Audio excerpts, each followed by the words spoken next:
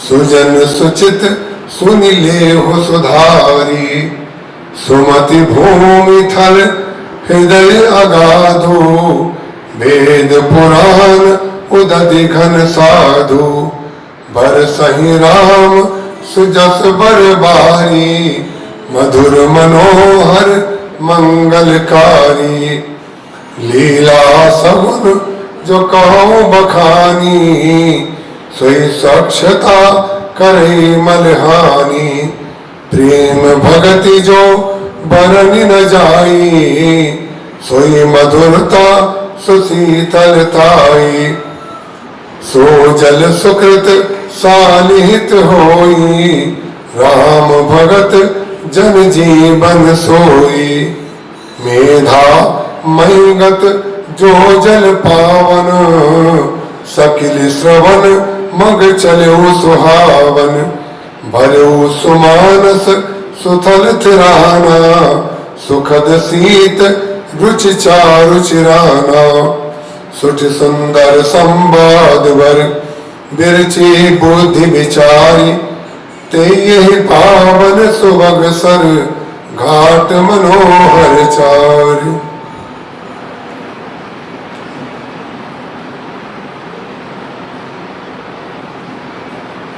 अत्यंत करुणा में भगवान श्री रामचंद्र और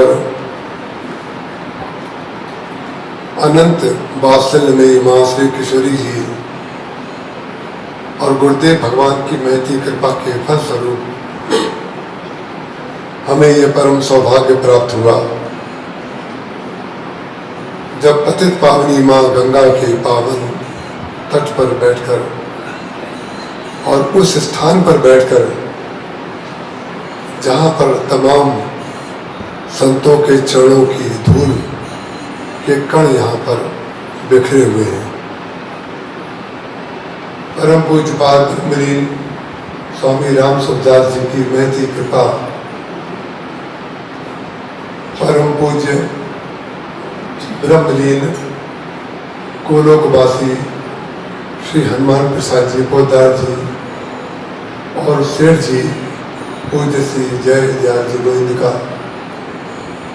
इन सबकी पावन सन्निधि यहाँ पर सहज प्राप्त है। उसका अनुभव हम जब भी यहाँ से आकर के निकलते हैं, गुजरते हैं, जब कभी गंगा जी की ओर इधर से जाते हैं तो कई बार ऐसा होता है कि यहाँ से निकल करके फिर आगे चले जाते हैं, क्योंकि यहाँ पर जो वातावरण है उस वातावरण को पाने की इच्छा सदैव बनी रहती है। हमारे परम आदरणीय भक्त श्री केशवराम जी अग्रवाल जी ने मुझे टेलीफोन पर कहा कि कुछ दिन राम कथा मैं यहाँ पर आकर के सुनाऊं। मैंने उनके इस आग्रह को आदेश मान करके सिरोधारी किया और आप भक्तों के बीच आकर के राम कथा कहने के लिए पहुंच गया।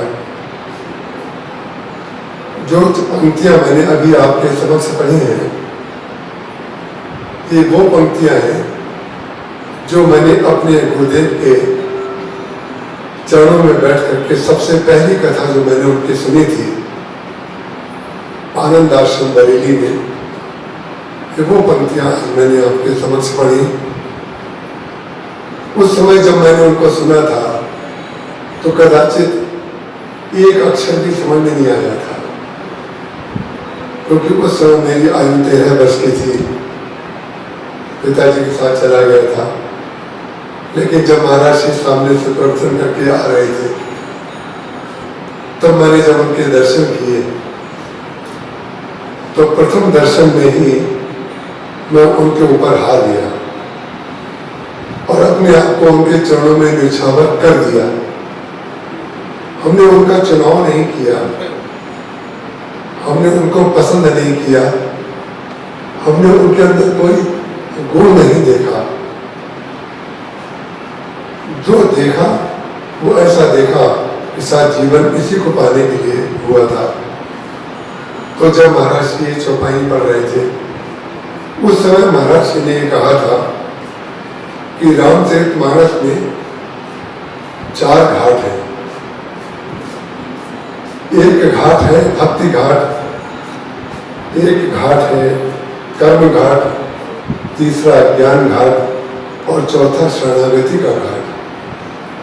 भगवान श्री राम का चरित्र ऐसा है जिसका जो सरोवर है, जिसमें भगवान श्री राम का सुयश उनके चरित्र का जल भरा हुआ है। जल एक ही है, लेकिन पाने वाले लोग 4 अलग अलग प्रकार के हैं। ज्ञान मार्ग से भी जाने पर वही जल मिलेगा, भक्ति मार्ग के द्वारा भी वही जल मिलेगा, कर्म के द्वारा भी वही जल मिलेगा। और जो ये समझता है कि मेरे पास किसी प्रकार का कोई गुण नहीं है, मेरे पास न ज्ञान है न भक्ति है न कर्म हम कुछ करना जानते हैं, तो भगवान का चरित्र ही एक ऐसा है जिसके सरोवर में शरणागति के घाट वाले लोग भी जाकर के उसी जल का पान करते हैं, स्नान करते हैं और आचमन करते हैं। तो ज्ञान घाट के आचार्य जो है रामचरितमानस के, वो तो गोस्वामी जी महाराज हैं, जिन्होंने गरुड़ जी महाराज को कथा सुनाई। और कर्म घाट के आचार्य रामचरितमानस के जो हैं वो याज्ञवल्क्य जी महाराज हैं, जिन्होंने भरद्वाज जी महाराज को प्रयागराज में कथा सुनाई। और भक्ति घाट के आचार्य भगवान शंकर हैं, जिन्होंने पार्वती जी को कथा सुनाई। और शरणागति घाट के वक्ता जो है स्वयं गोस्वामी तुलसीदास जी महाराज हैं, जिन्होंने अपने मन को कथा सुनाई। सकल सुमंगल दायक रघुनायक गुरुगान, सागर सुनीत तने भव सिंधु बिना जल जान। गोस्वामी तुलसीदास जी महाराज शरणागति के घाट से गए, तो चाहे ज्ञान घाट के मार्ग से आप जाएं, चाहे कर्म घाट के मार्ग से आप जाएं, चाहे शरणागति या भक्ति घाट के मार्ग से आप जाएं, लेकिन लाभ सबको एक ही जैसा मिलेगा, क्योंकि जल एक ही जैसा है, चरित्र एक ही जैसा है, गुण एक ही जैसा है और स्वभाव भगवान का सबके लिए एक ही जैसा है। तो सबको अंत में जाकर के जो अनुभव होता है वो क्या होता है। आपसे कोई पूछे, एक बार मैंने अपने महाराज जी से पूछा था, बहुत छोटा था उस समय, तो बड़ा व्यक्ति छोटे व्यक्ति को जैसे उत्तर देता है उस रूप में आप सुनिएगा। उसका तात्पर्य ऐसा मत समझिएगा बच्चे को उन्होंने क्या बता दिया। मैंने महाराज जी से कहा कि इतने वेद मंत्र ब्राह्मण लोग बोलते हैं, लेकिन महाराज जी हमारे समझ में कुछ नहीं आता कि क्या हाथ उठा उठा करके बोलते हैं, स्वर का उच्चारण करते हैं, लेकिन हमारे समझ में कुछ नहीं आता। बहुत छोटा था मैं। तो महाराज जी ने उस समय ये भी कह सकते थे कि अभी तुम्हें क्या समझ में आएगा, भाई तुम बच्चे हो, या कुछ भी कह दे, लेकिन उन्होंने किसी को अयोग्य सिद्ध ना करके उन्होंने ऐसा वाक्य बोल दिया, ऐसा समाधान दे दिया कि जो समाधान पूर्व काल से लेकर के मध्य काल से लेकर के अंत काल तक एक ही जैसा है। महाराज जी ने कहा वेद मंत्र समझ में आए या ना आए, उसका अर्थ समझ में आए या ना आए, तो महाराज जी ने कहा कि वेद मंत्र सुनने का जो परिणाम है वो तो तुम्हें मिल ही जाएगा, उसका सुख तो तुम्हें मिल ही जाएगा। तो उसका समाधान कैसे दिया? बोले एक बात बताओ, कोयल जब बोलती है तो उसका अर्थ तुम्हारे समझ में आता है क्या? वो तो समझ में नहीं आता है, लेकिन कोयल बोलती रहे ये इच्छा होती है कि नहीं? ये तो इच्छा होती है। कोयल क्या बोल रही है ये समझ में नहीं आ रहा है, लेकिन कोयल बोलती रहे ये इच्छा हो रही है। जलेबी खाई है कि नहीं? महाराज जी ने पूछा। हमने कहा महाराज जी खाई है। जलेबी कैसी होती है? मैंने कहा मीठी होती है। बोली मीठा क्या होता है? जो तुमने मीठा कह दिया कि जलेबी मीठी होती है, उसमें मिठास होती है। बोले मिठास किसको कहते हैं, क्या कहते हैं मिठास को? कैसी मिठास तुम्हें लगी? तो मैंने कहा ये तो नहीं बता सकता। बोली जब जलेबी तुमने खाई है तो भी तुम मिठास का अर्थ नहीं बता सकते। कोयल को जब तुमने सुना है तो भी तुम ये नहीं बता सकते कि कोयल क्या बोली है, तो वेद मंत्र को सुन करके तुम अर्थ को समझना चाहते हो। अरे सुनते जाओ, सुनते जाओ। ऐसा ही सत्संग है, यही सत्संग की महिमा है। सत्संग जब नहीं समझ में आता था तब से लेकर के आज तक इस सत्संग ने कपड़े लाल कर दिए, जीवन को कहां से कहां पहुंचा दिया। कोई व्यक्ति अपनी जीवनी को यदि सत्संग से प्रारंभ करे, हम आजकल अपनी कथा में यदा कदा जहां भी जाते हैं वहां पर ये अवश्य कहते हैं कि कथा में बच्चों को मन उनका हो या मन उनका ना हो, उनको जरूर लाइए। भले ही वो घूमते रहे, भले ही वो ना सुने। यहाँ पर जितने लोग बैठे हुए हैं कथा सुनने के लिए, इसमें से एक भी व्यक्ति ऐसा नहीं होगा, एक भी, जो इस बात का गवाह ना हो कि हमारे दादाजी, हमारे बाबा जी, हमारे नाना जी या हमारे बड़े भाई कभी सत्संग में जब आते थे तो हम उनके साथ आते थे, अपनी नानी के साथ आते थे, अपनी नाना के साथ आते थे।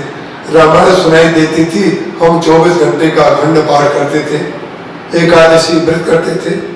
कोई व्यक्ति ऐसा नहीं होगा जिसका अनुभव इससे मिलता जुलता ना हो। इसका तात्पर्य क्या है?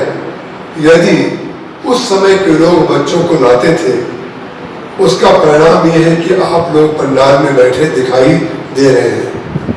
और यदि हम बच्चों को सत्संग में नहीं लाएंगे तो पंडाल में लाना लोगों को मुश्किल हो जाएगा। इसलिए सत्संग में लाना आवश्यक होता है बच्चों को। बच्चे होंगे तो बड़े भी हो जाएंगे। हमारे महाराज से किसी ने पूछा था एक बार, महाराज जी कथा में बच्चे क्यों नहीं आते? तो महाराज जी हमारे बड़े विनोद में पहले उत्तर देते थे और बाद में उसका तथ्य और सत्य बताते थे। महाराज जी ने कहा भाई, उन्होंने कहा कि आपको निराशा नहीं होती कि बच्चे कथा में नहीं आते, वृद्ध वृद्ध लोग कथा में आते हैं? तो महाराज जी ने कहा हमें तो निराशा नहीं होती, क्यों निराशा नहीं होती? बोले रामचरितमानस में जब काग भूषण जी महाराज कथा कहते थे तो गोस्वामी जी ने लिखा कि वृद्ध वृद्ध विहंगत आए सुने राम के चरित सुहाए। जितने वृद्ध वृद्ध पक्षी थे वो सब आते थे, वो भगवान राम के चरित्र को सुनकर के आनंद का अनुभव करते थे। इसका तात्पर्य क्या हुआ? महाराज जी ने कहा, अरे भाई जो आज जवान है नहीं आ रहे हैं, लेकिन बुढ़े होकर के तो आएंगे ना। जब बुढ़े होकर के यहीं पर आना है तो हमें निराशा होने की क्या जरूरत है? बोले अभी नहीं आएंगे तो बाद में आ जाएंगे, आना तो यहीं पर पड़ेगा, ठौर तो यहीं पर है, क्योंकि इसके अलावा तरने का कोई मार्ग है ही नहीं। सत्संग के अतिरिक्त तरने का कोई मार्ग नहीं है। चाहे ज्ञान घाट हो, चाहे कर्म घाट हो, चाहे शरणागति हो, चाहे भक्ति घाट हो। भक्ति घाट में और ज्ञान घाट में क्या अंतर है? ज्ञानी गया, उसको आम की गुठली मिल गई। आम की गुठली को एक लंबी प्रक्रिया के द्वारा उसने जमीन खोद करके गाड़ दिया और उस जगह की देखरेख करता रहा, समय समय पर पानी देता रहा, और थोड़े दिनों के बाद वो जो अद्वैत गुठली थी उसमें से द्वैत दो पत्ते निकल आए। आप सबने देखा होगा, जिन्होंने भी पौधा कभी रोपण किया है उनको उसका ज्ञान अवश्य होगा कि जब भी आप कोई भी बीज बोएंगे, कोई भी प्रकृति कैसा भी बीज हो, वो जब भी आप बोएंगे तो प्रारंभ में जो निकलता है जमीन में, पहले दिन जो बीज दिखाई देता है पौधे के रूप में, वो द्वैत होकर दिखाई देता है। अद्वैत बोया गया, द्वैत का जन्म हुआ और उसके बाद उसने विशिष्ट अद्वैत को जन्म दे दिया। अद्वैत से द्वैत, अद्वैत से विशिष्ट अद्वैत। बोले पहले गुठली मिली और गुठली के बाद तब उनको रस मिला। ये तो ज्ञानी की यात्रा है, उसको लंबी यात्रा करनी पड़ती है। लेकिन ध्यान रखिएगा, जो गुठली को बोता है वो भी बोता रस के लिए ही है। गुठली के द्वारा गुठली पैदा करने के लिए वो नहीं बोता है, गुठली के द्वारा रस पैदा करने के लिए बोता है, लेकिन उसमें से गुठली फिर से निकलती है। ज्ञान को हमने आया, ज्ञान के द्वारा भक्ति प्राप्त की, रस प्राप्त किया, रस के बाद जो उसका मूल था वो पुनः हमें मिल गया। आम की गुठली बोई, आम का रस मिला और बाद में रस देने के बाद जो गुठली मिली वो पुनः ज्ञान को उसने जन्म दे दिया। और जो भक्त होता है, ज्ञानी और भक्त में अंतर क्या है? ज्ञानी गुठली के द्वारा रस पाता है और भक्त आम के द्वारा रस पाता है। उसको आम पहले मिल गया, रस पहले ले लिया। जब रस पूर्ण हो गया, रस उसने सब कुछ ले लिया, तब उसके मन में चिंता ये हुई कि अब दोबारा रस कैसे मिलेगा। तब जो अंदर गुठली थी तब उसको पता चला इस रस का मूल जो है ये गुठली है। तो उस गुठली को दोबारा से जब उसने जमीन में बो दिया, परिणाम क्या हुआ? भक्त को रस पहले मिलता है और ज्ञानी को बीज पहले मिलता है। दोनों में कोई अंतर नहीं है। देखिए, भगवान श्री राम की कथा को जितने वक्ताओं ने कहा है, चाहे वो कालभूषण जी हो, चाहे वो याज्ञवल्क्य जी हो, चाहे शंकर जी हो, चाहे गोस्वामी तुलसीदास जी महाराज हो, सबने बार बार इस बात को दोहराया है कि हमने अपनी मति के अनुसार जो हमें समझ में आया वो हमने कहा। अपनी मति के अनुसार जो हमें समझ में आया वो हमने कहा। लेकिन मति से कहा जाता है और भाव से सुना जाता है। बुद्धि से कहा जाएगा और भाव से सुना जाएगा तो संवाद होगा। ये रामचरितमानस संवाद है। संवाद इसलिए है क्योंकि मति से कहा गया और भाव से सुना गया, और यही संवाद विवाद हो सकता था। विवाद कैसे हो सकता था? बोले भाव से कहा जाए और बुद्धि से सुना जाए तो विवाद हो जाएगा, बुद्धि से कहा जाए और भाव से सुना जाए तो संवाद होगा, और भाव से कहा जाए और बुद्धि से सुना जाए तो विवाद हो जाएगा, मतांतर हो जाएंगे। हमारा मत कुछ और होगा और आपका मत कुछ और होगा। अंत में जाके सारा का सारा जीवन जो है मतांतर में निकाल देंगे और अंत में जाकर के कहेंगे कि जो आपने पाया वही हमने पाया और जो हमने पाया वही आपने पाया। तो वो मत जो अंत में मिलता है, सारे मंदिर आप देखेंगे जितने भी धर्म स्थल होते हैं उसमें मंदिर का जो शिखर भाव होता है वो एक होता है। शिखर ऊपर जाकर के एक होता है और नीचे शिखर का विस्तार होता है। नीचे शिखर का विस्तार है, ऊपर जाकर के विस्तार को एक जगह सिमट दिया गया। तो जिसने ऊपर से देखा उसने अद्वैत से शुरू किया और विशिष्टाद्वैत तक देखा, और जिसने पहले संसार को देखा उसने संसार से को देख करके उसने कहा इसमें कुछ नहीं है, फिर द्वैत तक आया और द्वैत तक आकर के उसने कहा सबसे देखा अंत में जाकर के भगवान नाम के अलावा और कुछ तत्व है नहीं, ईश्वर के अलावा कोई तत्व है नहीं। तो अंत में जाकर के वो शिखर पर पहुंच गया। कोई शिखर से नीचे की ओर आता है, कोई नीचे से ऊपर की ओर आता है। हमसे छतरपुर में एक डॉक्टर साहब ने पूछा कि हरे कृष्णा कृष्णा कृष्णा हरे हरे, हरे राम राम राम हरे हरे। हमने कहा ये तो बहुत सुंदर आपने मंत्र सुनाया। बोले लेकिन हमें इसमें ऑब्जेक्शन है, हमें इसमें आपत्ति है।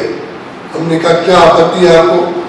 बोले होना चाहिए हरे रामा रामा रामा हरे हरे, हरे कृष्ण कृष्ण कृष्ण हरे हरे। तो हमने कहा कि आपने पहले क्या बोला था? बोले हमने पहले बोला था हरे कृष्णा कृष्ण कृष्ण हरे हरे, हरे राम राम राम हरे हरे। हमने कहा इसमें अंतर क्या है? बोले एक में राम पहले है, एक में कृष्ण पहले है, तो पहले राम होना चाहिए, पहले कृष्ण कर दिया। इन लोगों ने कृष्ण के प्रति पक्षपात कर दिया। हमने कहा पूरा जीवन बीत गया, बाल सफेद हो गए, लेकिन अभी तक इनको ये समझ में नहीं आया पक्षपात नहीं कर दिया। अरे भाई दोनों में से जो बोलेगा वो एक ही तो बोलेगा। तो उन्होंने कहा हमें समाधान करके बताइए, ऐसे आपके कहने से नहीं काम चलेगा कि समाधान करके बताइए। हमने कहा आपका घर जो है एक तल्ले का है कि दो तल्ले का? बोले एक तल्ले का है। हमने कहा ठीक है, कितनी सीढ़ियां हैं? बोले 12 सीढ़ियां हैं। हमने कहा ऊपर जाने के लिए पहली सीढ़ी नंबर 1 नीचे से आती है, जब नीचे से ऊपर जाना होगा तो पहली सीढ़ी होगी नीचे, और ऊपर से नीचे आना होगा तो पहली 1 नंबर की सीढ़ी होगी ऊपर। तो ऊपर से नीचे आना है तो पहली सीढ़ी 1 नंबर ऊपर है, और नीचे से ऊपर जाना है तो पहली सीढ़ी नीचे है। तो हरे रामा रामा रामा हरे हरे, और हरे कृष्णा कृष्णा कृष्णा हरे हरे। इसमें नीचे ऊपर जाना जो है, जो ऊपर जाएगा वो नीचे आएगा, जो नीचे आएगा वो ऊपर जाएगा। ये मंत्र जो होता है ना, मंत्र, ये मंत्र माला पर जो जपा जाता है वो मंत्र माला घूमती रहती है कि नहीं? माला घूमती रहती है। इसका तात्पर्य हुआ कि पहले राम आए, बाद में कृष्ण आए, रात्रि आया, दिन आया, शुक्ल पक्ष आया, कृष्ण पक्ष आया, वर्ष आया। ये सब के सब जो है चक्राकार बदलते रहते हैं। भोजन की जो मेज होती है कई लोगों के घर में, वो गोल मेज होती है। अब वो गोल मेज में चारों तरफ सामान रखा रहता है और वो घूमती भी रहती है। जिसको जो चाहिए होता है थोड़ा सा घुमा देता है। तो ये ध्यान रखिएगा, जिसके सामने सोमवार आया है उसी के सामने रविवार भी आएगा, जिसके सामने मंगलवार आया है उसी के सामने बुधवार भी आएगा। ये चक्र आता रहता है, और इस चक्र को भगवान की विधि और भगवान का विधान, सृष्टि का चक्र मान लिया जाए तो विवाद तो कुछ है ही नहीं, केवल संवाद है। विवाद कोई वस्तु है ही नहीं। सारा का सारा भेद संसार में जो भी दिखाई दे रहा है वो अभेद को सिद्ध कर रहा है। जितना भेद दिखाई दे रहा है वो सब अभेद विषयक भेद है। हमारे हाथों में जो उंगलियां हैं, किसी का नाम अंगूठा है, किसी का नाम तर्जनी है, किसी का नाम मध्यमा है, किसी का नाम अनामिका है, किसी का नाम कनिष्ठिका है। नाम सबके अलग अलग है। इसका नाम कान है, इसका नाम नाक है, इसका नाम मुख है, इसका नाम आंख है। सबके नाम अलग अलग है कि नहीं? ये सब भेद है। लेकिन भेद में आपसे पूछा जाए ये सारे अंग जो है ये कुल मिलाकर के क्या है? बोले ये शरीर है। और शरीर में जो दिखाई दे रहा है शरीर, जो शरीर बोल पा रहा है, वो जो शरीर देख पा रहा है, जो सुन पा रहा है, जो सुन पा रहा है, जो चल पा रहा है, जो कुछ कर रहा है, वो शरीर कौन है? बोले वो आत्मा है। बोले आत्मा किसका नाम है? बोले वही ईश्वर है। वही सगुण है और वही निर्गुण है, वही बीज है और वही रस है। जब तक व्यक्ति इस मत को मान नहीं लेगा तब तक मत मतांतर बने रहेंगे। कोई लाल कपड़े में अपनी बात करेगा, कोई दाढ़ी बढ़ा करके बात करेगा, कोई बाल घुटा करके बात करेगा, कोई सफेद कपड़े में बात करेगा, कोई धोती कुर्ते में बात करेगा, कोई पैंट शर्ट में बात करेगा, कोई वस्त्रों को छोड़ करके बात करेगा। बात सब अपनी अपनी करेंगे, लेकिन जिसने जिस प्रकार से भगवान को पाया है वो उस तरीके से बात कर देता है। ये जो भेद है, इस भेद को अभेद मान लिया जाए तो आनंद की सृष्टि हो जाएगी। जब तक भेद बना रहेगा तब तक आप कुछ और हैं और हम कुछ और हैं। लेकिन अभेद मान लिया जाए, ईश्वर को सबके अंदर मान लिया जाए, अहम ब्रह्मास्मि और श्री राम में सब जग जानी, दोनों में कोई भेद है? कोई भेद नहीं है। सब में भगवान को देखना और एक में भगवान को देखना। भरत जी महाराज सारे संसार में श्री राम को देखते हैं, लक्ष्मण जी महाराज श्री राम में सारे संसार को देखते हैं। और दोनों का केंद्र एक है कि नहीं? राम का भी, भरत जी महाराज का भी केंद्र राम है और लक्ष्मण जी महाराज का भी केंद्र राम है। उसका कारण क्या है? दोनों ने अभेद को देखा, दोनों ने भेद को नहीं देखा। श्री राम जिसके केंद्र में है, आपने देखा होगा, रामचरितमानस में पढ़ा होगा, सुना होगा कि कैकेयी अम्बा के माध्यम से भगवान श्री राम को वनवास देने की प्रक्रिया हुई और कदाचित कैकेयी जी को बड़ा भारी अपयश भी मिला। लेकिन आपने यह अनुभव, कैकेयी जी की पूरी पूरी आलोचना करते हैं और लक्ष्मण जी महाराज जिनको सब लोग बड़ा तेजस्वी और बड़ा क्रोधी मानते हैं, जिन लक्ष्मण जी ने जनक जी महाराज को भी थोड़ा कुछ बोल दिया, सभा में बोल दिया, परशुराम जी महाराज को भी बोल दिया। परशुराम जी और जनक जी को तो छोड़ दीजिए, भगवान राम को भी उन्होंने समुद्र के तट पर कह दिया, कादर मन का एक अधारा, देव देव अंशी पुकारा। ये क्या कायरों वाली बातें आप करते हैं कि देव देव हमारा सहयोग करेगा तो हम समुद्र को सुखा लेंगे, हम समुद्र से प्रार्थना करेंगे। अरे आप धनुष बाण को उठाइए और समुद्र को सुखा दीजिए। जो इतना तेजस्वी है कि समय पर भगवान श्री राम को भी कुछ कहने में संकोच नहीं करते हैं, जनक जी को कहने में भी संकोच नहीं करते, परशुराम जी महाराज से भी कहने में संकोच नहीं करते। ऐसे तेजस्वी महापुरुष ने आपके मन में, आप तो सारे सत्संगी, जो सत्संगियों का निचोड़ होता है ना, निचोड़, निचड़े हुए सत्संगी यहाँ बैठे हुए हैं। गीता हॉल में तो मात्र केवल सत्संगी आता है, सत्संग के अलावा यहाँ पर कोई वस्तु ही नहीं है। तो जो सत्संगी बैठे हैं, मैं आपसे पूछना चाहता हूँ, आपके मन में ये बात कभी आई कि नहीं आई कि लक्ष्मण जी ने कैकेयी जी के लिए कोई अपशब्द नहीं बोला? जरा भी क्रोध नहीं किया। भगवान श्री राम को वनवास देने में कैकेयी जी की प्रमुख भूमिका है और लक्ष्मण जी महाराज सबको फटकार देते हैं, लेकिन जिनको सबसे अधिक फटकारना चाहिए उन कैकेयी जी को लक्ष्मण जी ने एक शब्द नहीं कहा। इसके पीछे कारण क्या है? उसके पीछे कारण यही है, और भरत जी ने बहुत कुछ कहा।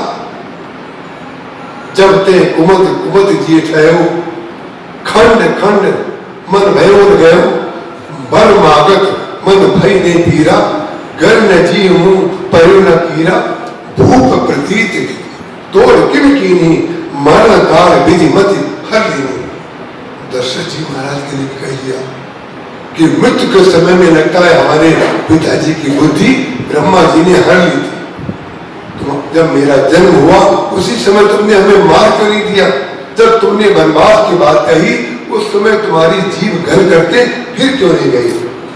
ये भाषा भरत जी महाराज कैकेयी जी से बोल रहे हैं, और लक्ष्मण जी महाराज एक शब्द नहीं बोल रहे हैं। उसके पीछे कारण क्या है, हेतु क्या है दोनों का? भरत जी महाराज कब शब्द बोल रहे हैं और लक्ष्मण जी महाराज नहीं बोल रहे हैं, इसका उद्देश्य क्या है, तात्पर्य क्या है? इसका तात्पर्य है दोनों का केंद्र जो है राम है। भरत जी का केंद्र, भरत जी की आस्था का केंद्र राम है, लक्ष्मण जी की आस्था का केंद्र राम है। जिन माँ ने हमें राम से वियोग कर दिया उन राम की आलोचना कर रहे हैं भरत जी, और जिन माँ के कारण हमें प्रभु निरंतर मिल रहे हैं उनके लिए लक्ष्मण जी महाराज कुछ नहीं बोले हैं। जो राम को मिला दे वही हमारा सबसे प्रिय, और जो राम को हमसे दूर कर दे वही हमारा सबसे अप्रिय। जाके प्रिय न राम वैदेही, तजिए ताही कोटि बैरीशन, यद्यपि परम स्नेही। भरत जी महाराज ने सिद्ध कर दिया इसको, जाके प्रिय न राम वैदेही, तजिए ताही कोटि बैरीशन, यद्यपि परम स्नेही। तजियो पिता प्रहलाद।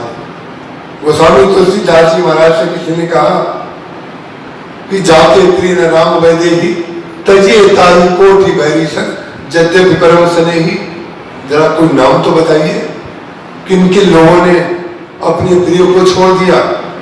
तब गोस्वामी तुलसीदास जी महाराज विनय पत्रिका में लिख रहे हैं, बोली जाके प्रिय न राम वैदेही, तजिए ताही कोटि बैरीशन। करोड़ों भाइयों के समान उसको छोड़ देने चाहिए। तजिए ताही कोटि बैरीशन, यद्यपि परम स्नेही। तजो पिता प्रहलाद। प्रहलाद ने अपने पिता को छोड़ दिया। क्यों? जो राम विरोधी है, जो भगवान विरोधी है, उस पिता को छोड़ दिया। तजो पिता प्रहलाद विभीषण बंधु। विभीषण जी ने अपने भाई को छोड़ दिया। भरत महतारी, भरत जी ने अपनी मां कैकेयी जी को छोड़ दिया। लेकिन छोड़ने का और पाने का केंद्र कौन है? केवल भगवान है। भगवान जब छोड़ रहे हैं तो भगवान के लिए छोड़ रहे हैं, जब स्वीकार कर रहे हैं तो भगवान के लिए स्वीकार कर रहे हैं। तजो पिता प्रहलाद विभीषण बंधु भरत महतारी। भगवान के लिए स्वीकार करना। देखिए, मैं आपको ज्ञानी और भक्त की बात कह रहा था प्रारंभ में। उद्धव जी महाराज भगवान श्री कृष्ण के बहुत प्रिय, और सबसे प्रिय जो होता है, अपना आंतरिक संदेश जो होता है, अपने हृदय की जो बात होती है, वो अपने प्रिय से कही जाती है और अपने प्रिय को कहलाई जाती है। अपने प्रिय को, अपने प्रेमास्पद को, अपने हृदय की बात यदि आप कहलाना चाहेंगे तो अपने किसी प्रिय की खोज करेंगे कि हमारा जो प्रिय है, जो हमारी बात को, हमारे हृदय को जाकर के हमारे प्रेमास्पद के पास जाकर के रख दे। तो आपने देखा भगवान राम ने और भगवान कृष्ण ने, दोनों ने अपनी बात को रखने के लिए गृहस्थ का चुनाव नहीं किया। गृहस्थ का चुनाव नहीं किया, बाल ब्रह्मचारी का चुनाव किया। हनुमान जी का चुनाव किया भगवान राम ने, और श्री कृष्ण का चुनाव किया, श्री कृष्ण ने चुनाव किया उद्धव जी महाराज। उद्धव जी से जब अपना प्रेम संदेश गोपियों के लिए भिजवाते हैं, तो उद्धव जी ने जो प्रेम संदेश दिया वो ज्ञान मार्ग से दिया, ज्ञान मार्ग से दिया। लेकिन ध्यान रखिएगा, आप मिठाई की दुकान, भले ही गीता भवन की दुकान हो, आप जब दुकान पर जाकर के खरीदेंगे वस्तु, तो दुकानदार पूछेगा जो काउंटर पर बैठा होगा कि आपको क्या चाहिए, तो आप उसका नाम बताएंगे, इतना गुलाब जामुन, इतनी बालूशाही, इतना पेड़ा, या जो भी वस्तु वहां पर होगी। लेकिन जब उसको ले जा करके भगवान को भोग लगाएंगे, तो भोग लगाने के बाद जब वो लौटेगा, तब जब बांटेंगे, तो आप ये नहीं कहेंगे गुलाब जामुन लो, लड्डू लो, पेड़ा लो, बोले अब प्रसाद लो। लाए थे गुलाब जामुन, लाए थे पेड़ा, लाए थे बालूशाही, लेकिन ले जा रहे हैं प्रसाद। उद्धव जी ज्ञानी होकर के गए, मिठाई लेकर के गए और प्रसाद लेकर के लौटे, प्रसाद लेकर के लौटे। बोले ज्ञान का उपदेश जब उन्होंने गोपियों को दिया, तो गोपियों ने उनको डुबा दिया रस में, रस में सराबोर कर दिया। बोले कौन से गोष्ठी की बात कर रहे हो उद्धव, कौन से ज्ञान की तुम बात कर रहे हो? अरे हमने अपने कृष्ण को इन आंखों से देखा है, हमने अपने कृष्ण को इन हाथों से स्पर्श किया है, हमने उनके चरणों की धूल को अपने सिर पर रखा है। जब बछड़ों के पीछे सोटी लेकर के, फेटा बांध करके श्री कृष्ण दौड़ते थे, तो हमने उनकी दौड़ पर अपने आप को न्यौछावर कर दिया है। और जब वो बांसुरी बजाते थे, तो हमारा तन मन सब कुछ उनके ऊपर न्यौछावर हो जाता था। और तुम हमको ज्ञान के द्वारा ये बताना चाहते हो कि कण कण में श्री कृष्ण है, आत्म रूप में तुम्हारे अंदर श्री कृष्ण है। जब उन्होंने आत्म रूप की ज्ञान की बातें सब कुछ मिथ्या बता करके प्रेम से सराबोर कर दिया उद्धव जी को, तो परिणाम क्या हुआ? उद्धव जी ने अपने ज्ञान को गोपियों के चरणों में अर्पित कर दिया। बोले हम अपने ज्ञान को आपके चरणों में अर्पित करते हैं। यदि हम यहां से भी ज्ञानी बनकर के गए, तो श्री कृष्ण को हम रस की कथा नहीं सुना पाएंगे, क्योंकि उन्होंने ज्ञान की बात तो कहलाई है, लेकिन ज्ञान की बात कहलाई है, सुनना चाहते हैं भक्ति की बात। जब मैं सुनाऊंगा जाकर के, तब तो उनको वही अच्छा लगेगा जो आप लोग बोल रही हैं। तो उद्धव जी महाराज जब लौट करके गए, तो भक्ति में सराबोर, जैसे गंगा स्नान जब कोई करता है तो उसका अंग प्रत्यंग उसमें डूब जाता है। कोई शरीर का एक बाल भी, रोआ भी ऐसा नहीं रहता है कि गंगा जी में डुबकी मारने के बाद कोई रोआ कहे कि हम नहीं भीगे। ऐसे उद्धव जी का तन मन बिल्कुल, चित्त जो है उनका, मन बुद्धि चित्त सब जो है भक्ति में सराबोर हो गया, सराबोर हो गया। तो भगवान श्री कृष्ण के पास जाकर के उन्होंने भक्ति का जो बताया स्वरूप गोपियों का, तो उन्होंने बताया मैं तो अब भक्त हो गया। हनुमान जी महाराज ने भी, हनुमान जी महाराज जब श्री सीता जी के पास जाते हैं, विचित्र बात है, हनुमान जी महाराज बाल ब्रह्मचारी, और भगवान श्री राम अपना प्रेम संदेश श्री सीता जी के लिए भिजवाने चुन रहे हैं, तो किसको चुन रहे हैं? बोले हनुमान जी महाराज को चुन रहे हैं। हनुमान जी महाराज को क्यों चुना? बोले जिसके पास अपनी व्यथा होगी, वो भगवान की व्यथा को नहीं रख पाएगा। संसारी व्यक्ति की व्यथा इतनी होती है कि भगवान की कथा सुन करके भी अपनी व्यथा ही सुनाना चाहता है।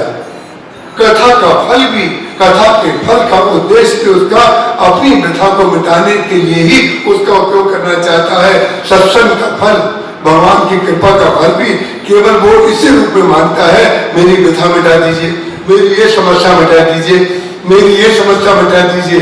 लेकिन विचित्र बात है, भगवान की कथा सुन ली जाए, भगवान के श्री कृष्ण के, श्री राम के दिव्य स्वरूप को देख लिया जाए तो व्यथा रहेगी कहां?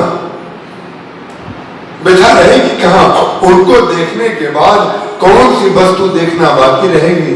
उनको सुनने के बाद कौन सी व्यथा सुननी बाकी रहेगी?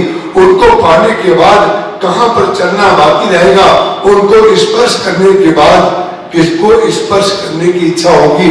जब तक भगवान को नहीं सुना है, भगवान को नहीं देखा है, जब तक भगवान के रास्ते पर अति हरि कृपा जाहि पर होई, पांव दे ए मार्ग सोई। भगवान की बहुत बड़ी कृपा होती है जब कोई व्यक्ति सत्संग की दिशा में जाता है। कृपा नहीं, अति हरि कृपा। भगवान की बहुत अधिक कृपा होती है जब सत्संग की ओर व्यक्ति जाता है। सत्संग की ओर जाने के लिए क्यों कह दिया गया? बोले सत्संग में मिलता क्या है? गुरु जी ने क्या दिया, संत क्या देते हैं? चरणदास जी महाराज से किसी ने पूछा, हमारे महाराज जी सुनाते थे, चरणदास जी महाराज बड़े, वर्तमान में चरणदास जी महाराज का वर्णन मैंने सुना है, पढ़ा है। चरणदास जी महाराज जो हैं, उनसे किसी ने पूछा कि आपके गुरु जी का शरीर पूरा हो गया, ये बताइए कि आप कुछ दे के गए हैं कि नहीं? बस संसार जब पूछेगा आपसे तो ध्यान रखिएगा, वो यही पूछेगा कि आपके गुरुजी ने आपको क्या दिया, आपके पिताजी ने आपको क्या दिया, आपकी माँ ने आपको क्या दिया, उन सज्जन ने आपको क्या दिया। जो कुछ नहीं देते हैं वो भी ये पता करने की चेष्टा करते हैं कि क्या दिया, लेकिन जिसको मिला होगा, जिसको मिला होगा वो कभी ये नहीं बताएगा क्या दिया, उसका कारण क्या है, मिलना क्या है। पहले मिलने की व्याख्या तो पता चल जाए, मिलना होता क्या है। देना अलग बात है, मिल जाना अलग बात है। जिसको मिल गया है उसका क्या वक्तव्य होता है, वो क्या बोलता है। चरणदास जी महाराज ने कहा, बोले चरणदास जी ने कहा, हमें गुरु जी ने बहुत कुछ दे दिया। बोले क्या दे दिया? आपके पास तो झोपड़ी है, रहने के लिए घर तक नहीं है, कपड़े तक नहीं है, कुछ तो नहीं है, तो क्या दे दिया गुरु जी ने आपको? तो चरणदास जी महाराज ने कहा, चरणदास गुरु कृपा कीनी।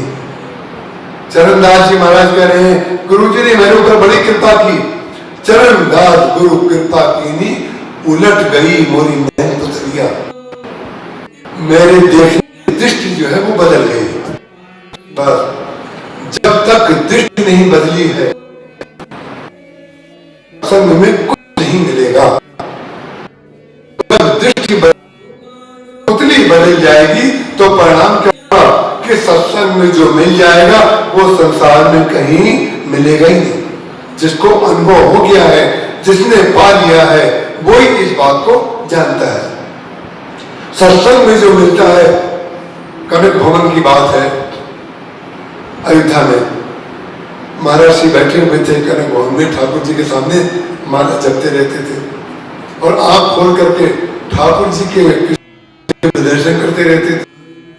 महाराज जी के बगल में बैठे, उनको कभी पानी चाहिए, दवा चाहिए, बंद करके बैठा हुआ था। मैं जब आंखें करके बैठा था तो का कोई भी व्यक्ति यदि देखेगा तो शायद ये समझेगा कि जो आंख बंद करके बैठा है भारी भक्त है, बड़ा तल्लीन है भगवान में, और जो आंख खोल करके बैठा है उसकी तुलना में।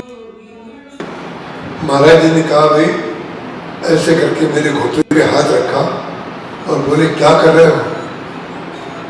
महाराज जी ने मुझसे पूछा। महाराज जी ने, मैंने कहा भगवान कर रहा हूं। कौन से भगवान, कौन से भगवान कर रहे हो? मैंने कहा कनक भवन सरकार का जो सामने बैठे बोले ध्यान तो तब किया जाता है जब सामने रूप ना हो। सामने खीर रखी हुई है, सामने जलेबी रखी है, सामने गुलाब जामुन रखा है, कोई ध्यान करता है क्या जलेबी का? कोई गुलाब जामुन का ध्यान करता है क्या? बोले उस गुलाब जामुन को पाया जाता है, उसका स्वाद लिया जाता है। जो भगवान सामने हैं उनको देखा जाता है, ध्यान तुम किसका कर रहे हो? और फिर महाराज जी ने उसकी दिव्य व्याख्या की। उन्होंने कहा कि एक बात ध्यान रखना, आंखों का उपयोग अगर भगवान के लिए नहीं करोगे तो आंखों का उपयोग केवल संसार रह जाएगा। भगवान के सामने आंखें बंद कर ली और जहां भगवान के पास से गए तो आंखें खोलोगे तो भगवान के सामने जो है, जो भगवान के विपरीत है, वो तो संसार है। बोले भगवान को देखने के लिए जब सामने आए हो तो जब तक सामने ठाकुर जी बैठे हैं तब तक उनको देख लो, और देखने के बाद जब ये पता चले कि अब जाने का अवसर है और फिर आंख को बंद करो। क्या बात कही? बोले जाते समय आंखें बंद करना। आंख का उपयोग भगवान के लिए और पुतलियों का उपयोग संसार के लिए। ये दुख से निवृत्ति का एकमात्र साधन है। दुख से आत्यंतिक निवृत्ति यदि आपको चाहिए तो आपको ये दो काम करने पड़ेंगे कि आंख का उपयोग भगवान के लिए करिए और संसार के लिए जो पलके हैं जो उसका उपयोग करिए। और हम लोग क्या करते हैं? पलकों का उपयोग करते हैं भगवान के लिए। भगवान के सामने जाएंगे तो आंख बंद करके खड़े हो जाएंगे। जिस भगवान के सामने जहां भी मंदिर में जाएंगे तुरंत आंखें बंद करके खड़े हो जाएंगे, और जहां भगवान के पास से जाएंगे तो आंखें खुल जाएंगी। तो उसका कारण क्या है? हम आंख का उपयोग जब पुतलियों को उपयोग जब हम संसार के लिए करते हैं तो संसार तो हमें दुख रूप दिखाई पड़ता है।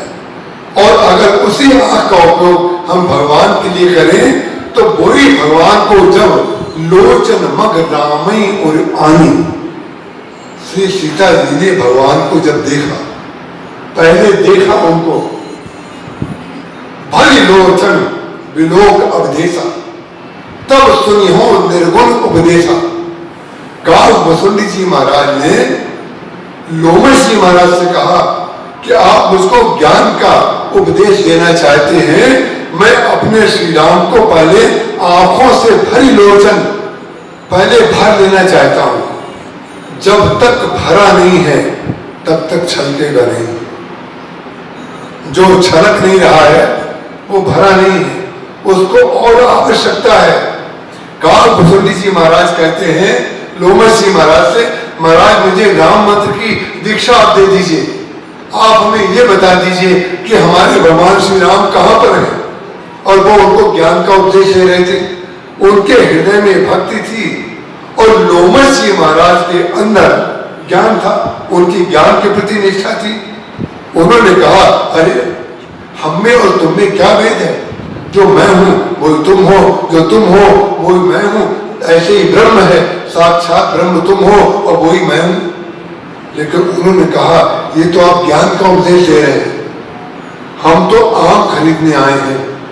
5 किलो आम खरीदने आप जाएं और 5 किलो कोई गुठली आपको दे दे और वो बताए हम तो ज्ञानी हैं, इस गुठली के अंदर ही तो आम है। तो लेकिन जो आम खरीदने गया है वो आपके ज्ञान से प्रभावित नहीं होगा। वो कहेगा हम आपसे आम की बात कर रहे हैं, आप नीचे बोरी में से निकाल करके हमको गुठलियां दे रहे हैं। नहीं नहीं, हमको तो रस चाहिए। काल वसुंडी जी कहते हैं भरी लोचन विलोक उपदेशा, तब सुनी हो निर्गुण उपदेशा। पहले मैं रस ले लूं, उसके बाद गुठली का महत्व सुन लूंगा। मैं तो इस समय रस का प्यासा हूं। जो व्यक्ति रस का प्यासा है उसको आप ज्ञान का उपदेश देना शुरू करें तो वो जिस व्यक्ति को भूख लग रही है और आप उसको तत्व ज्ञान देना चाहे, पहले उसकी इच्छा क्या है, इस समय उसकी स्थिति क्या है, जब तक हम उसको नहीं समझ लेंगे तब तक जो हम उसको देना चाहते हैं ना तो वो लेगा, ना वो उसके समझ में आएगा, उसके सिर के ऊपर से कथा चली जाएगी। उसका कारण क्या है, वो जो चाहता था, जो लेने आया था, वो तो हमने दिया नहीं। बोले भरी लोचन बिलोक उपदेशा तब सुनी हो निर्गुण उपदेशा। सीता जी ने भी पुष्प वाटिका में वही किया। लोचन मग रामई उर आनी, उनको पूरा भर लिया। पूरा भर लिया माने लोचन मग रामई उर आनी, बोले हृदय में रख लिया। अब जब हृदय में भगवान को रख लिया तब उन्होंने सोचा, जब अंदर ठाकुर जी को रख लिया तो अगर अब पढ़ के बंद नहीं करेंगे तो पुतलियों से संसार दिखाई देगा, पुतलियों से संसार दिखाई देगा। तो सीता जी ने क्या किया, लोचन मग रामई उर आनी और दीनो पलक कपाट सयानी। जो सयाना व्यक्ति होता है, जो भगवान का भक्त है, तो सबसे सयाना मालूम है कौन है? सबसे सयाना वही व्यक्ति है जो अपने जीवन का उपयोग, अपनी शक्ति का उपयोग, अपनी चतुरता का उपयोग, अपनी बुद्धि का उपयोग भगवान को प्राप्ति करने में लगा रहा है। वही सबसे बड़ा सयाना है। बाकी जितने सयाने संसार के लोग हैं वो खूब काम में लगे हुए हैं और लगे रहने चाहिए, ऐसा नहीं है। उनको अगर सुख उसमें मिल रहा है तो आप उसमें विक्षेप मत दीजिए। आप उनको विक्षेप अगर देंगे तो आपके उनके मन में जो मनमुटाव हो जाएगा, मतांतर हो जाएगा, तो परिणाम क्या होगा? आपने भले ही उनको भक्ति देना चाहिए, आपने उनको ज्ञान देना चाहा, उनका मन है नहीं, उनको सत्संग में मन नहीं है, उनको संसार में आनंद आ रहा है, और आप जबरदस्ती कहें उनसे कि गीता भवन में चलो, वहां सत्संग हो रहा है, कथा सुनेंगे, और यदि आप उन्होंने कोई कटु उत्तर दे दिया तो परिणाम मालूम क्या होगा कि वो कटु उत्तर आपको यहाँ भी याद आएगा। जब यहाँ याद आएगा तो जितनी देर आपको वो कटु उत्तर याद आएगा या आपस में उनसे आपका जो संवाद हुआ है वो याद आएगा, उतनी देर आपको कथा समझ में नहीं आएगी। क्योंकि मन तो बैठा है भाई साहब के पास, जिससे मतांतर करके आए हैं। इस उसका कारण क्या है? जिसको जिसमें रस आ रहा है उसको रस लेने दीजिए। उसको आप रास्ता मत बताइए कि कहाँ पर हो संसार में, हमारे साथ चलो, गंगा स्नान करो। उसका कारण क्या है? गंगा स्नान का फल आपको तब मिलेगा जब आपको भगवान की कृपा की अनुभूति होगी।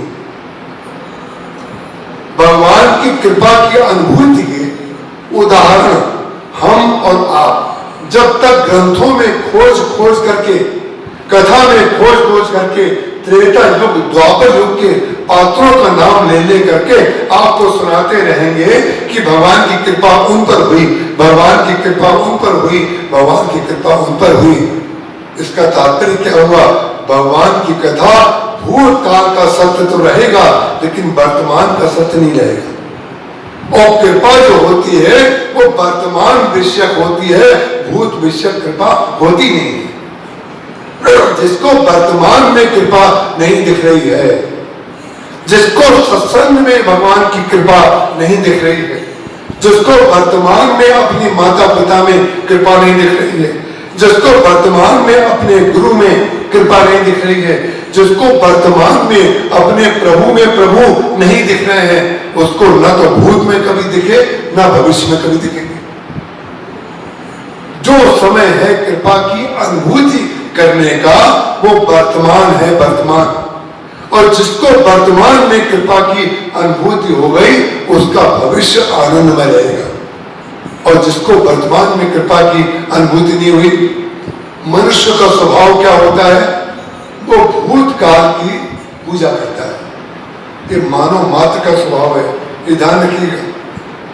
जितने भूतकाल में संत हुए, जितने पैगंबर हुए, जितने भगवान हुए, जितने गुरु हुए, जितने महापुरुष हुए, वे भूतकाल में हुए, लेकिन उनका कोई वर्तमान था कि नहीं? मनुष्य का स्वभाव क्या है? वो भूत की पूजा करेगा, वर्तमान की अवहेलना करेगा और भविष्य की कल्पना करेगा। भूत की पूजा, वर्तमान की अवहेलना और भविष्य की कल्पना, ये मनुष्य का स्वभाव है। मनुष्य माने जो अपने भूतकाल से कुछ ना सीखे उसको कहते हैं मनुष्य। वर्तमान में कोई व्यक्ति संत मिल जाए, महापुरुष मिल जाए, अरे ये तो वही है, इनको हमने देखा है, अरे ये तो वही है, ये तो वही है। ये विचित्र बात है, ये तो वही है, ये तो वही है। ये सतयुग से लेकर के आज तक लोग कहते आ रहे हैं ये तो वही है, ये तो वही है। लेकिन ये तो वही है जब वो समाप्त हो जाते हैं, जब वो किताबों में छप जाते हैं तो उनकी आरती करने लग जाता है। अरे ये तो वही थे, आरती क्यों कर रहे हो, ये तो वही थे। वही उसका कारण क्या है? व्यक्ति को वर्तमान में दोष दिखाई देता है, इसलिए वो अवहेलना करता है। माँ में दोष दिखाई देगा, पिता में दोष दिखाई देगा, गुरु में दोष दिखाई देगा, संत में दोष दिखाई देगा। जो अच्छी बातें सिखाएगा उसमें दोष दिखाई देगा, तो परिणाम क्या होगा? मात पिता बालकन बुलावे, उदर भरे सो धर्म सिखावे। जब हम बच्चों को वही धर्म सिखा रहे हैं तो बच्चे दूसरा धर्म कैसे सीखेंगे? मात पिता का स्वामी जी महाराज कहते हैं, मात पिता बालकन बुलावई, उदर भरे सो धर्म सिखावई। सब लोग बच्चों को क्या सिखा रहे हैं? बेटा कैसे कमाई करो, कैसे आगे बढ़ो, कैसे इकट्ठा करो, इकट्ठा करना सिखा रहे हैं, लेकिन इकट्ठा करने का उपयोग नहीं सिखा रहे हैं। इकट्ठा करने का उपयोग नहीं सिखा रहे हैं। और जिस व्यक्ति ने इकट्ठा कर लिया है वो मालूम में क्या करेगा? वो जो भर जाएगा वो छलकेगा। जो गंगा जी ने इकट्ठा किया है वो क्या कर रही है? आप सबको दे रही है, सबका कल्याण कर रही है गंगा जी। लेकिन सबका कल्याण गंगा जी केवल कल्याण उनका कर रही है जो कल्याण अपना करना चाहते हैं। जो अपना कल्याण करना नहीं चाहता है तो गंगा जी में शक्ति नहीं है तो उसका कल्याण कर दें। उसका कारण क्या है? गंगा तट पर आकर के भी अगर गंगा जी का स्पर्श नहीं हुआ और कृपा की अनुभूति नहीं हुई, इसका तात्पर्य हुआ कि आए थे यहाँ कुछ और करने और करने लगे कुछ और। तो परिणाम क्या होगा कि हमें कृपा सामने दिख रही है, कृपा बहती हुई जा रही है। गंगा जी से कोई पूछे कि महाराज आप जो है गंगा सागर की ओर, समुद्र की ओर क्यों जाते हो?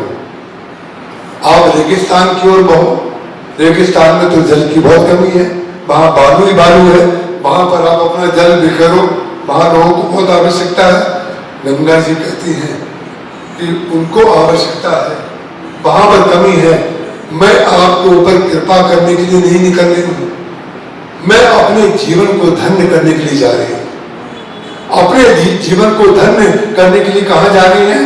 तो बोले जब मैं गंगा सागर में मिल जाऊंगी, जब मैं समुद्र में मिल जाऊंगी तब मेरी जीवन की धन्यता होगी। तो जो व्यक्ति आपको धन्य करता दिख रहा है वो स्वयं अपनी धन्यता के लिए चल रहा है, वो रुकेगा नहीं। वो इसी को श्रुति ने कहा चरई बेती, चलते रहो। इसीलिए भगवान की बनाई हुई जितनी वस्तुएं हैं सारी प्रकृति में सब चलायमान है। दिन चल रहे हैं, महीना चल रहा है, पक्ष चल रहा है, वर्ष चल रहा है, युग चल रहा है, सब कुछ चल रहा है।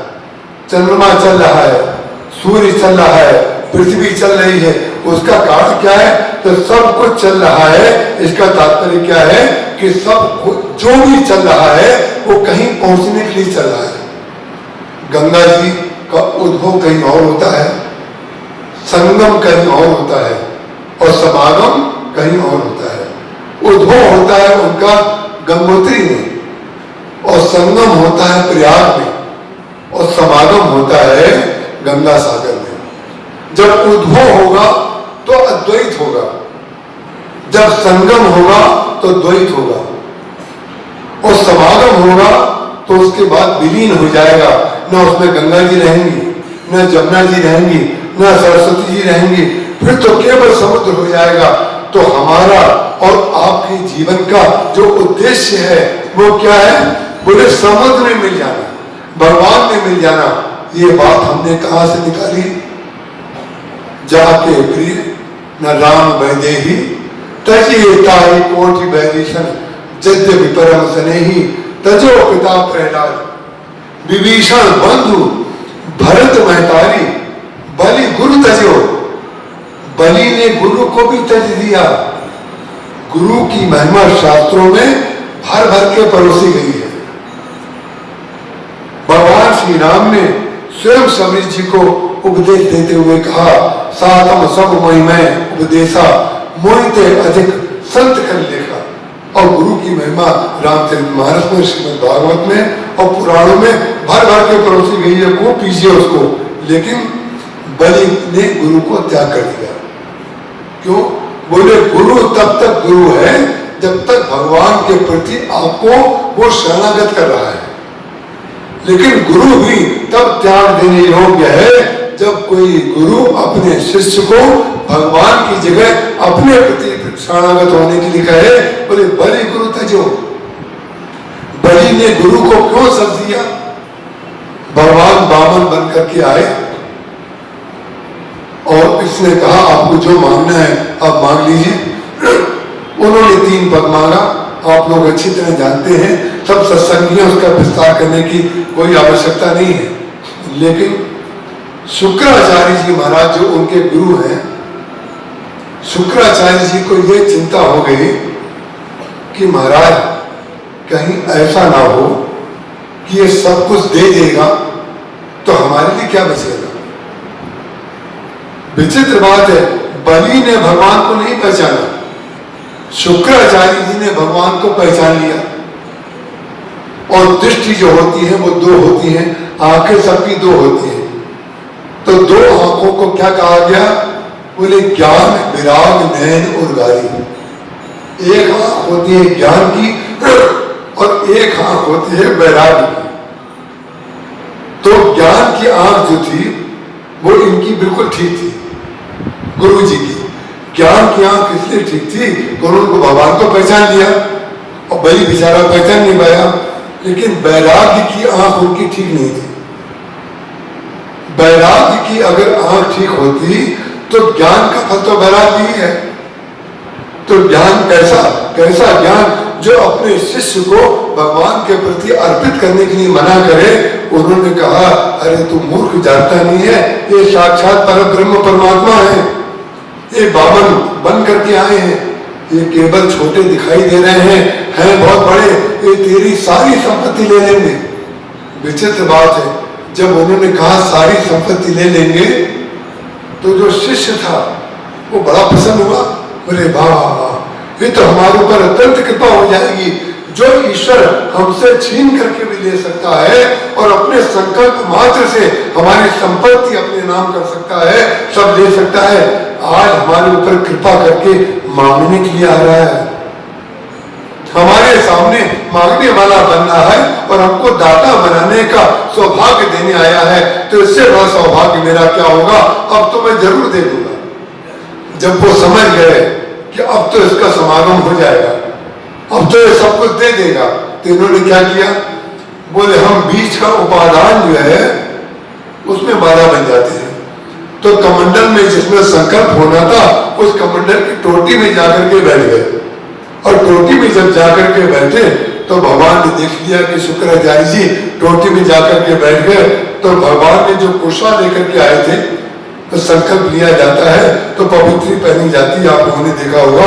वो पवित्री जो बनती है वो कुशा की बनती है।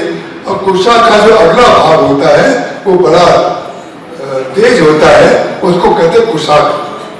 किसी की बुद्धि भी बड़ी तेज हो तो कहते हैं इनकी बुद्धि बड़ी कुशाक है। तो शुक्राचार्य जी की बुद्धि तो बड़ी कुशाग्र थी, इसमें तो कोई संदेह नहीं कि बुद्धि बड़ी कुशाग्र थी, क्योंकि कुशाग्रता का उपयोग उन्होंने भगवान को पहचानने में किया। कुशाग्रता बिल्कुल ठीक थी। उन्होंने कहा, भगवान ने कुशाग्रता तो आपकी बिल्कुल ठीक है, लेकिन वैराग्य वाली आंख आपकी फूटी हुई है। वैराग्य वाली आंख अगर आपकी फूटी ना होती तो अपने शिष्य को कभी आप समर्पित करने के लिए, समर्पण करने के लिए रोकते नहीं। तो भगवान ने वो कुशा ली और कमंडल की टोटी में घुसा दी। जब कमंडल की टोटी में वो कुशा घुसी तो शुक्राचार्य जी घबरा करके और टोटी में से निकल के बाहर आए। महाराज आपने मेरी एक आंख फोड़ दी। तो भगवान ने कहा कि आंख मैंने नहीं फोड़ी, आपकी कुशाग्रता नहीं आपकी आंख फोड़ी। विचित्र बात है, भगवान जब कुछ करते हैं तो उनके पास कोई उपादान नहीं है, कोई उपादान नहीं है। उनके पास मात्र एक ही वस्तु जानते हैं भगवान, कृपा, कृपा और कृपा। वो जो करेंगे वो कृपा होगी। वो आंख फोड़ेंगे तो कृपा होगी। एक तो इनकी आंख फोड़ी और एक जयंत की आंख फोड़ी भगवान ने। जब श्री सीता जी के चरणों में प्रहार कर दिया जयंत ने, इंद्र के पुत्र ने, भगवान के चरित्र को देख करके, भगवान चरित्र कर रहे हैं दिव्य, श्री सीता जी का श्रृंगार कर रहे थे। ये कुछ लोगों के जीवन में मर्यादा का अतिक्रमण होता है और मर्यादा का अतिक्रमण जिनके जीवन में होता है वो मालूम है मर्यादा का अतिक्रमण किसके ऊपर थोपते हैं। वो मर्यादा का अतिक्रमण अपने ऊपर नहीं थोपते हैं, मर्यादा का अतिक्रमण भगवान के ऊपर थोपते हैं। भगवान कृष्ण के लिए कहेंगे कि इतनी गोपिकाओं के साथ उन्होंने नृत्य किया। परम पूज्य बात स्वामी श्री अखंडानंद जी महाराज के जीवन का एक संस्मरण है, याद आ गया। दिल्ली के किसी छात्र ने आकर के स्वामी जी से कहा कि महाराज हम अपनी मित्र लड़कियों को ला करके आपके आश्रम में नृत्य का आयोजन करना चाहते हैं, आप हमें अनुमति दे दीजिए, क्योंकि आपके भगवान जो हैं वो तो हजारों गोपियों के साथ नृत्य करते हैं। तो वो तो हजारों के साथ नृत्य करते हैं, हम तो थोड़ी गोपियों के साथ नृत्य करेंगे। भगवान तो स्वामी जी ने कहा हाँ ठीक है, संत तो संत होते हैं, वो अपने ढंग से उत्तर देंगे और अपने ढंग से आपको शरणागत भी कर देंगे। उन्होंने कहा हाँ बिल्कुल ठीक है, हम तुमको अनुमति देते हैं, लेकिन अनुमति देने से पहले एक काम तुम्हें करना पड़ेगा। बोले क्या? बोले जिन्होंने हजारों गोपियों के साथ नृत्य किया था उन्होंने अपने बाएं हाथ की जो कनिष्ठिका उंगली है उसके ऊपर गोवर्धन को उठा लिया था। और तुम ऐसा करो, हमारे आश्रम में चटनी पीसने का बटखरा रखा हुआ है, गोवर्धन पर्वत तो दूर रहा, तुम अपनी उंगली से बटखरे को उठा करके दिखा दो। अगर बटखरा तुम उठा के दिखा दोगे तो हम तुम्हें नृत्य करने का अवसर दे देंगे। उसने कहा महाराज हम वो तो नहीं कर पाएंगे। तो स्वामी जी ने कहा वो नहीं कर पाओगे तो नृत्य भी नहीं होगा, तुम यहाँ से चले जाओ। उसका कारण क्या है? कुछ लोग ऐसे होते हैं वो भगवान के चरित्र को अपने चरित्र में देखना चाहते हैं और भगवान को आरोपित करते हैं। जब भगवान को आरोपित करते हैं तो परिणाम क्या हो जाता है कि भगवान की एक आंख फोड़ देते हैं। जयंत ने सोचा कि ये कैसे भगवान है, ये तो हम स्वर्ग में रोज ही देखते हैं। क्या देखा करते हैं? बोले देवता लोग जो हैं अप्सराओं का श्रृंगार करते हैं, श्री राम भी सीता जी का श्रृंगार कर रहे हैं, तो इसमें कौन सी बड़ी बात है? ये तो बिल्कुल सामान्य मनुष्य है। हमारे महाराज जी से किसी ने पूछा था कलकत्ते में, जब महाराज जी वर्णन कर रहे थे श्री सीता जी के मुख पर भगवान श्री राम इस स्फटिक शिला में चित्रकूट में बैठ करके श्रृंगार कर रहे थे, तो वो मिलने के लिए आए। दूसरे दिन मिलने आए तो बोले कि महाराज जी एक बात बता दीजिए। बोले क्या? बोले भगवान श्री राम ने श्री सीता जी के मुख पर श्रृंगार किया ना। महाराज जी ने कहा तुम्हें पूछना क्या चाहते हो? उन्होंने कहा चरणों में तो नहीं कर दिया। विचित्र बात है, जो भगवान राम मुख में श्रृंगार करेंगे सीता जी के, क्या चरणों में श्रृंगार करने के लिए उनको जो रंग है और वो जो कलिका है रंग करने वाली, श्रृंगार करने वाली, क्या सीता जी को पकड़ा देंगे? लीजिए सारा श्रृंगार कर दिया, पैरों में अपने हाथ से लगा लीजिए। महाराज जिनका जैसे मर्यादा पुरुषोत्तम आप हैं, वैसे मर्यादा पुरुषोत्तम हमारे भगवान ने, हमारे मर्यादा पुरुषोत्तम जो है वो चरण से लेके माथा तक उनका एक ही है। वो चरण में भी श्रृंगार करते हैं सीता जी का, वो मस्तक में भी श्रृंगार करते हैं, हाथ में भी श्रृंगार करते हैं, मुख में भी श्रृंगार करते हैं। उसका कारण क्या है? जो व्यक्ति को बुद्धि का अजीर्ण हो जाता है, जिसके अंदर वैराग्य नहीं है, वो गुरु को भी अपने शिष्य को भी जो है समर्पित होने के लिए नहीं कहता है। तो भगवान ने क्या किया? बोले उनकी कुशाग्रता से उनकी आंख को फोड़ दिया। जब उनकी कुशाग्रता से ही उनकी आंख को फोड़ दिया तब उनको पता चला कि वो हो हमसे ये त्रुटि हो गई थी। न जाने कितने लोग संसार में इस बात का भेद नहीं कर पाते हैं कि ज्ञान में भक्ति में कोई अंतर नहीं है, निर्गुण में सगुण में कोई अंतर नहीं है। शुद्ध सच्चिदानंद में कंद भानुकुल केतु चरित करत नर अनुहरत संस्कृत सागर सेतु। जो शुद्ध सच्चिदानंद में भगवान है वो ऐसा चरित्र करते हैं ताकि हम और आप उनके चरित्र से कुछ सीख लें। और सीख लेंगे तो क्या होगा? जो भगवान राम ने किया वही होगा। भगवान श्री राम ने क्या किया? बोले भगवान श्री राम की जो सबसे बड़ी उपलब्धि है वो अंत में राम राज्य बना देना है। हमारे आपके जीवन में राम राज्य बन जाएगा। राम राज्य जब बन जाएगा उसके लिए क्या करना पड़ेगा? बोले चरित्र करत नर अनुहरत, जिससे व्यक्ति सीख जाए वो कार्य करना है। चरित्र करत नर अनुहरत संस्कृत सागर सेतु, इस संसार में सेतु बना देते हैं। उस पार से इस पार आ जाइए और इस पार से उस पार आ जाइए। जैसे यहाँ पर जानकी झूला है, राम झूला है, यही सेतु है। इसकी आप कल्पना कर लीजिए, यही भगवान बना देते हैं। बोले अपने चरित्र के द्वारा वशिष्ठ जी को विश्वामित्र जी को मिला दिया, जनक जी को दशरथ जी को मिला दिया, मनुष्य को पक्षियों से मिला दिया, पशुओं को मनुष्य से मिला दिया। ये सब क्या है?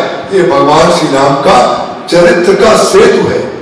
और ये कौन करता है? बोलो शुद्ध सच्चिदानंद में। शुद्ध सच्चिदानंद में क्यों कह दिया?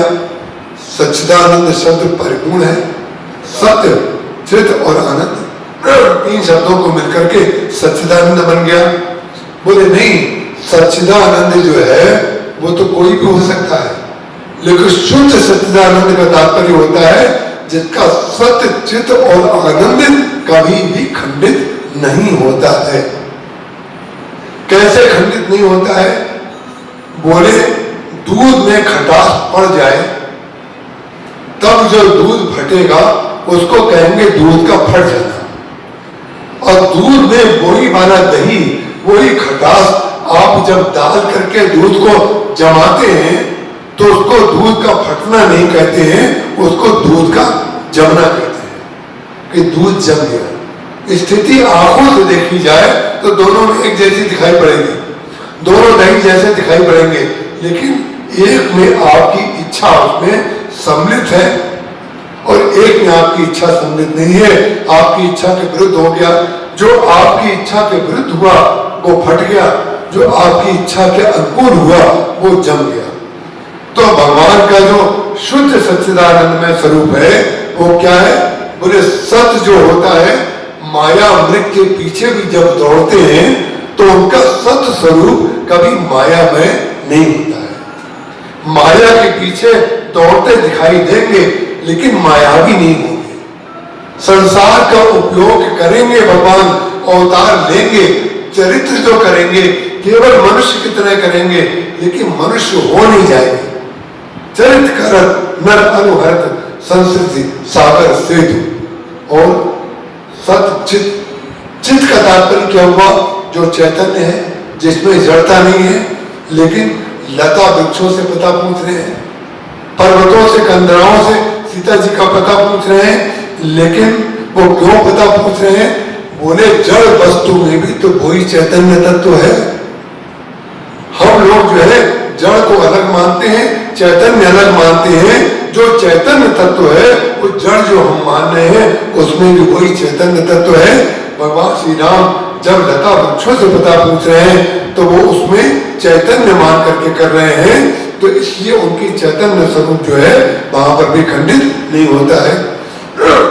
आनंद सीता जी के वियोग में रो रहे हैं, आंसू बहा रहे हैं, तो चैतन्य तत्व जो है वो तो रह गया, शुद्ध तत्व रह गया, सच्चित भी रह गया, लेकिन आनंद तो खंडित हो गया।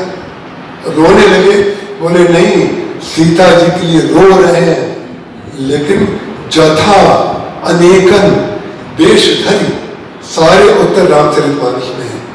कैसे रो रहे हैं? बोले जथा अनेकन वेश धरी नृत्य करे नट कोई, जैसे कोई नर्तक जो होता है वो जैसे ताल बजती है वैसा नृत्य करता है।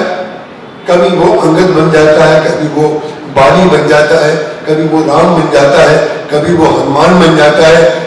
जो बड़े बड़े समझदार होशियार पात्र होते हैं वो न जाने कितने पात्रों का रोल करना जानते हैं, उनका अभिनय करना जानते हैं। तो ऐसे लोगों को कभी कभी पात्र कोई बीमार पड़ गया तो उनकी जगह उसको बना दिया जाता है। लेकिन जथा अनेकन वेश धरी नृत्य करे नट कोई, सोई सोई भाव दिखा गई। कह दिया जाता है कि भीम बन जाओ तो भीम बन जाएगा, अर्जुन बन जाओ तो अर्जुन बन जाएगा, कृष्ण बन जाओ तो कृष्ण बन जाएगा, लेकिन उसकी विशेषता क्या है? सब बन के दिखा देगा, लेकिन वो अपना रूप कभी नहीं त्यागेगा। जथा अनेकन वेश धरी नृत्य करे नट कोई, सोई सोई भाव दिखावई आप न होरी न सोई। वो तत् नहीं बनता है, वो स्वयं तत् रहता है। कभी वो तुम नहीं बनेगा, हमेशा तत् ही रहेगा। जो तत् पदार्थ है वो तुम दिखाई देगा, लेकिन तुम में निष्ठ नहीं होगा, तुम कभी बन नहीं जाएगा। इसीलिए कहा जाता है तत् तुम असि। जो तत् पदार्थ है वही तुम्हारे अंदर है, इसीलिए कहा जाता है अहम ब्रह्मास्मि, मैं ब्रह्म हूं। ऐसे ही भगवान श्री राम का शुद्ध सच्चिदानंद स्वरूप जो है कभी खंडित नहीं होता है। चाहे वो रोए, चाहे वो लता वृक्षों से पता पूछे, चाहे माया अमृत के पूछे, कभी बाण लेकर के चले, लेकिन उनका शुद्ध सच्चिदानंद स्वरूप जो है हमेशा बना रहता है। और हमारा और आपका शुद्ध सच्चिदानंद स्वरूप नहीं रहता। क्यों? जरा सी बात हुई, नाराज हो गए, ये बहुत खराब आदमी है, ये बहुत अच्छा आदमी है, और ये जो अच्छा आदमी है उसमें भी हमारा मन बदल जाता है। पहले बहुत अच्छा था, अब वो बात नहीं है। पहले अच्छा इसलिए था हमारे मन का काम करता था, अब अच्छा इसलिए नहीं है हमारे मन का काम नहीं करता है। तो हमारे दुख और सुख का केंद्र जो है हमने दूसरे को बना रखा है। जब तक हमारे दुख और हमारे सुख का केंद्र दूसरा रहेगा तब तक संसार में हमें कोई सुखी नहीं कर सकता है। जब हमारे दुख और सुख का केंद्र भगवान रहेंगे, श्री राम रहेंगे, तो परिणाम क्या होगा? भरत जी महाराज कैकेयी जी को इसलिए भटका रहे हैं क्योंकि कैकेयी जी ने हमसे श्री राम को दूर कर दिया। और लक्ष्मण जी महाराज इसलिए एक भी शब्द नहीं बोल रहे हैं कि लक्ष्मण जी कहते हैं कि कैकेयी माँ जो है इतनी महान है महाराज, इनको अगर दोष देंगे इसका तात्पर्य हुआ कि भगवान की सेवा में हमें रस नहीं आ रहा है। बाबा कैकेयी जी को दोष देने का तात्पर्य हो जाएगा कि लक्ष्मण जी का कुछ छूटा है। और छूटा क्या है? वो मिला क्या है? राज्य छूटा है, संसार छूटा है, पत्नी छूटी है, माँ छूटी है, पिता छूटे हैं, ये सारे के सारे क्या है? ये सब संसार है।